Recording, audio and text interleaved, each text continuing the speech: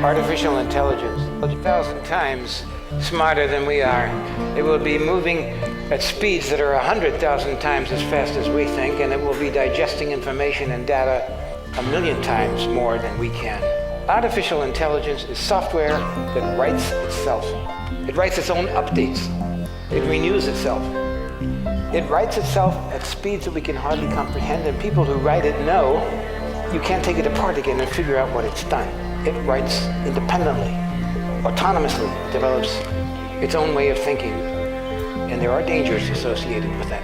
In the stock markets, whether Frankfurt or Tokyo or New York or London, the big moving is being done by high-frequency computers. They move so fast they make, in milliseconds, billion-dollar business. Computers have far succeeded what we can do. On glass cable, they saved so much time. Computers have taken over this very, very important part of our society, the heart of our financial community.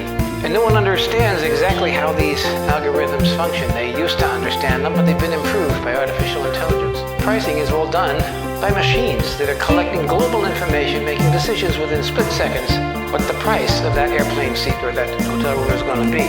And where it's most critical of all is medicine.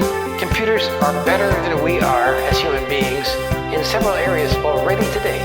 That a computer can recognize a tumor in CT faster and better and more precisely than a human being can. It's picture analysis, and it's done very well by computers. The robots are getting better and better. They're looking cute. They have these big baby eyes, a sweet way of looking at you. They can examine your facial expression and adjust theirs. But don't be fooled by robots. Even when they get warm skin and even when they get perfume, they start smelling like us and getting really interesting, they are still machines. They have no warm blood in them. There's no sex in them. They have no mortality.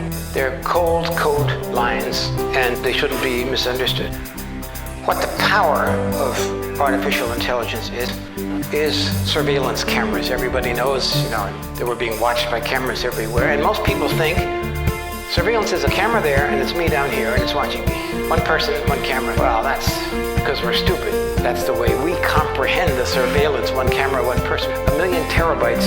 Behind that is a brain or a cognitive intelligence, and that brain is in a position to analyze everybody down there. At the same time, in real time, they see where everyone is going. We can understand it when we reduce it to a single person, but we cannot understand it when you're talking about 100,000 people in the city, plus the vehicles, which you all recognize. Due to such systems, they have also redone facial recognition. You probably think facial recognition is from the front, but they've redone it to do it from the top, because that's where the drones are. And they look at your ears, they look at the way you walk, they look at your head. That's modern facial recognition. It's taking all the details, all the music up to, and they record it so they can tell where that person was 2 weeks ago, 2 months ago, what stores he visited, what his whole behavioral patterns are. That's all part of the analysis, because survival is an issue for artificial intelligence. It needs to exist to be able to do the things it wants to do according to its program. So it lays like insect eggs, backups and computer programs all over the world. Thousands and thousands of them, so that if we do destroy part of it, it's still alive. My job is the wake-up call, to make you aware of the problem. Your job is to figure out how we're going to stop this before it kills us.